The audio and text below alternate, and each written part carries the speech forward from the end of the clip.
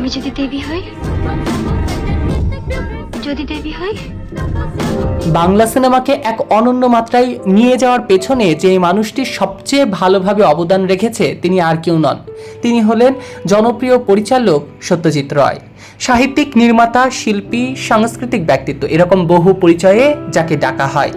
শুধু বাংলা ভাষাভাষী অঞ্চলের জন্য নয়, উপমহাদেশের এক অসাধারণ ব্যক্তিত্ব ছিলেন এবং আছেন এবং আজীবন থাকবেন এই মহাতারকা। তবে নির্মাতা হিসেবেই তিনি বিশ্বে জনশ্রুত এবং জনপ্রিয়। তাই বলে তার সাহিত্যিক মানও সমকালীন সময়ের কোনো প্রতিষ্ঠিত সাহিত্যিক থেকে কম ছিল না, বরং কোনো কোনো ক্ষেত্রে সত্যজিৎ রায় তার সমকালকেও ছাড়িয়ে গিয়েছেন। সত্যজিৎ রায়ের অমর সৃষ্টি ফেলুদা, তার সৃষ্টিশীলতার স্বাক্ষর রয়ে গিয়েছে সেখানেও। গত শতকের বিশ্ব সিনেমার নেতৃত্ব দানকারীদের একজন হলেন সত্যজিৎ রায়। সিনেমা যে একটি শক্তিশালী শিল্পী মাধ্যম বা শৈল্পিক কাজ, তা উপমহাদেশে তার আগে আর কে বোঝাতে কিংবা বুঝতে পেরেছেন তা বোধহয় আমাদের জানা নেই।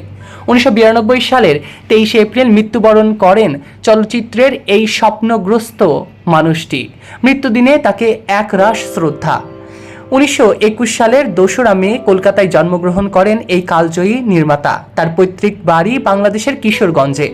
চলচ্চিত্র পরিচালক, প্রযোজক, চিত্রনাট্যকার, সাহিত্যিক, সঙ্গীত পরিচালক, গীতিকার, একাধিক গুণে তিনি গুণান্বিত ছিলেন। পথের পাঁচালী সিনেমার মাধ্যমে তিনি চলচ্চিত্র জগতে আত্মপ্রকাশ ঘটে। এরপর থেকে একে একে অসাধারণ নির্মাণ করেন পরশ পাথর, জলসাঘর, অপুর সংসার, অভিযান, মহানগর, কাপুরুষ, মহাপুরুষ সহ একাধিক জনপ্রিয় হিট সিনেমা। সোনার কেল্লার, জন অরণ্য, শতরঞ্জ, কি খিলাড়ি, জয় বাবা ফেলুনাথ সহ একাধিক অনেক দারুণ সিনেমা উপহার দিয়েছে সত্যজিৎ রায়। অসাধারণ সব চলচ্চিত্র নির্মাণ যেমন করেছেন, তার জন্য পুরস্কৃত হয়েছেন। তার পুরস্কারের ঝুলি দেখে মনে হবে যেন জাতীয় পুরস্কারের চেয়ে তিনি আন্তর্জাতিকভাবে বেশি স্বীকৃত হয়েছেন।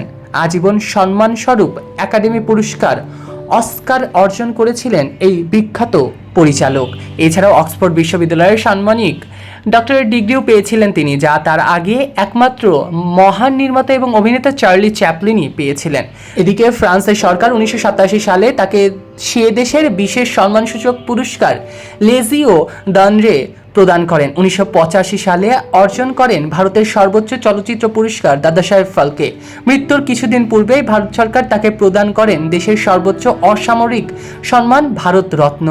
সেই বছরে মৃত্যুবরণের পরে তাকে মরণোত্তর আকিরা কুরোসাওয়া পুরস্কার প্রদান করা হয়।